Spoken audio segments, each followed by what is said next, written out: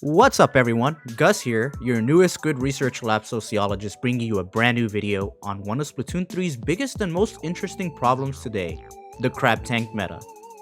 The special has dominated since the early days of Splatoon 3, and even with the most recent nerfs to the special and buffs to other specials to counter it, crab meta is here to stay, at least until March 1st, until we learn more about additional updates to the game. This episode is the start of a new series where I, as your residential sociologist, look at the biggest issues happening in Splatoon 3. By learning about different issues and topics, I conduct my research, present my findings to you all, and explain potential changes and consequences of those changes. Please note that this analysis of Splash-O-Matic and Crab Tank is an analysis on the competitive scene, not how it performs in Turf War, Anarchy, or X Battle. It's about how competitive players at a high level who participate in organized tournaments have optimized this weapon. As always, if you enjoyed the video, subscribe, like, and comment. And also, rumor has it that for every like this video gets, one Crab Tank user gets splatted in X Battle. So you know, could be helpful. I'd also like to hear from you on what other issues you'd like for me to do research on and explore for future episodes of the series. With that out of the way, let's move on with talking about the Crab Tank meta. From the low-level competitive scene to the high-level competitive scene, we have seen one weapon dominate, the Splash-O-Matic and Crab Tank. At the lower levels, this weapon is not as abundant, but the higher up you go, 9 times out of 10, you will always see a splash on both sides. So much so to the point where we always see a minimum of 2 vanilla splashes on both teams, to the point where there's just a bunch of crabs on the screen. Because this is a common occurrence, and top level players have expressed their thoughts on Splash and Crab Tanks being a bit overtuned, I wanted to explore the issue more in depth, not only as a competitive player who's earning his strides right now, but also as a viewer and somebody who just likes to ask questions. On my Twitter account, I made a poll asking members of the Splatoon community, do you think Splash is more of a problem than Crab? Or is Crab more of a problem than Splash? From that poll, 881 people voted, with 30% of them saying Splash is more problematic and 70% saying Crab is more problematic. While obviously this is not representative sampling, it's still information that we can go based off of. So starting off with the option that received the most votes, here are a couple of comments from Splatoon players on why Crab Tank is more problematic of the two. SRO, a competitive player from Inkvaders, said that Crab is 100% a problem and overtuned in its current state. Graz, a competitive player from Splatalaw A, says Splash as a main weapon is fine, but pairing it with Crab is where it gets bad. Literally even breaking the Crab Tank is almost useless considering there's no end lag for you when you can start shooting again. Emerald also brings up another good point. Crab just enables an already versatile weapon to play another role in the game. Let's look at a couple of reasons on what makes Crab Tank so strong in the competitive scene of Splatoon. Crab Tank has very strong features that make it arguably the best special currently in the competitive Splatoon scene. It's a special with 500 HP that makes it difficult for most weapons to shred and has an increasing fire rate and bomb shot that do really good damage. It also has the capabilities of going into ball form to protect itself when it's in danger. It does have a huge weakness. The player on the Crab Tank is exposed, but attacking it from behind or targeting the player on the top of the crab is easier said than done. Competitive players have optimized the usage of this special to minimize the weaknesses by taking key positions on the map. How can I as the player attack the Crab Tank user's weak spot if the player is set up in a position where if I try to approach, I get shredded? Even if you attempt to challenge or defend yourself with other specials, the Crab Tank has the capability of shredding it down. Want to protect yourself with Big Bubbler?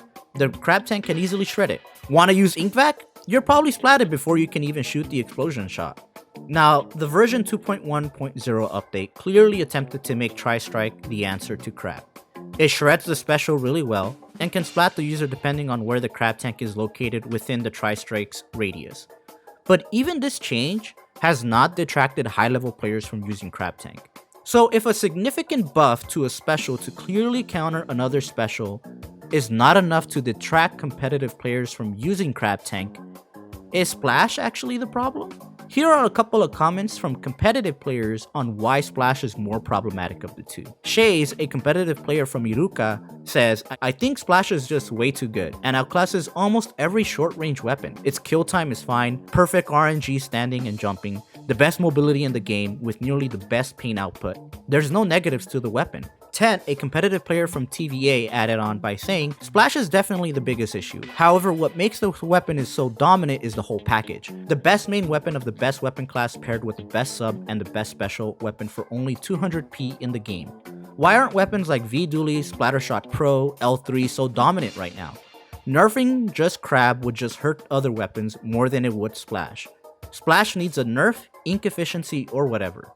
Looking at the weapon stat, they both make valid points. Splash does have perfect RNG even with jumping, it's very accurate, it can paint extremely well, which helps in maintaining map control and farming specials, and it's a lightweight weapon which enhances its speed and mobility around the map. Tent makes a good point. If Splash isn't the problem, why is Splash the most consistently picked weapon that has Crab Tank? Yes, we do sometimes see V-Dualies replace the Splash in certain comps, but no one at a high level is using Splattershot Pro or L3. Splash is always present. Myth makes an excellent point that Splash's frequent output of Crab Tank makes it the prime contender for it to be picked. It's not so much that Crab is a problem, it's the frequency of how often the special is used in a match. Now, Splash does have its weaknesses, more particularly its range. However, the Crab Tank covers the weakness of the Splash's lack of range. Splash also complements the special extremely well by improving the frequency of crabs to continue to maintain choke points and wall out opponents. Now wait a minute. So if Crab Tank covers the weaknesses of Splash, and Splash maximizes the frequency of an overtuned special, what's actually the problem here? Because it seems like you cannot have the same impact without the other. And I think a lot of competitive players recognize that. I mean, Tent's comments and Graz's comments, even though they respectively said that Splash or Crab are the most problematic, they still recognize that you cannot look at these aspects in isolation. You have to look at everything as a whole. When I was a young squid taking my introductory course in sociology in college, we were given a first day quiz where our professor presented a question with only 2 options. The question was framed in a way that was limiting, but the purpose of framing that question with only 2 options was to teach us to challenge assumptions that are commonly accepted by the larger community, and to not recognize that everything is black and white. There are shades of gray. Putting this in the context of the meta, many competitive players pointed out that the meta isn't just a problem because of Splash and Crab. It's not either or, and it's not just both. It's a multitude of things. For example, competitive players like Kip brought up excellent points to this issue. It's not just Splash and Crab Tank, it's Burst Bomb. Burst Bomb is arguably one of the best subs in the game. Yes, this sub is not lethal like a Splat Bomb or a Suction Bomb, but it does instant chip damage, has low ink consumption, and honestly, it's pretty simple to use. Splash isn't the only weapon with Burst Bomb that is meta. Splatano Stamper has established itself as one of the best weapons in the game because it has high splatting capabilities, good damage, good range, it combos well with the sub, and Zipcaster is a good special that counters slow moving crabs. In the grand finals of Stormbreak, a major hosted by Mulloway IT, there were 7 Burst Bombs in one game. 5 splashes, 1 stamper, 1 machine. Now, does this mean Burst Bomb's the problem? Does that also mean Mini and Carbon are a problem at high level? If you nerf Burst Bomb to minimize the effectiveness of Splash, what does this mean for other weapons who currently or in the future will have Burst Bomb? Ren, a competitive player and coach, makes an interesting point on not just Burst Bomb. They said that Splash's perfect kit synergy is the problem. Burst Bomb is so overpowered, it's crazy. You can't nerf Splash without causing big damage across the board to other less effective weapons. Now, what does this mean? Perfect kit synergy. Just looking at the Splash, we can see that it has the perfect kit for the weapon because it's designed to cover all the weapon's weaknesses. Does every weapon in the game have this advantage where the main weapon, sub, and special coincide perfectly on its own? No, clearly that's not the case. Ren's comment on Splash being a perfect kit is spot on. And now when I start to take into consideration things outside of the kit, it gets even more nuanced. The reason Splash is considered a perfect kit is because it's perfect for the environment that it's currently in. Take a look at Splatoon 3 maps like Scorch Gorge and Mincemeat Metalworks. 2 maps with an open area with not much cover and limited flank options. If you try to flank to get a crab, good luck because you only have one option to approach, and that option puts a huge target on your back. Even the better Splatoon 3 maps like Hagglefish is limiting because crabs position themselves on the canopy. Are there more flanks on Hagglefish? Yeah. But can I approach a crab tank where it's at a height advantage and the only way to flank them is revealing? Now, there are maps like Flounder Heights being added, and that type of map, in my opinion, do provide limitations to crabs because of the cover. But that's one map of many.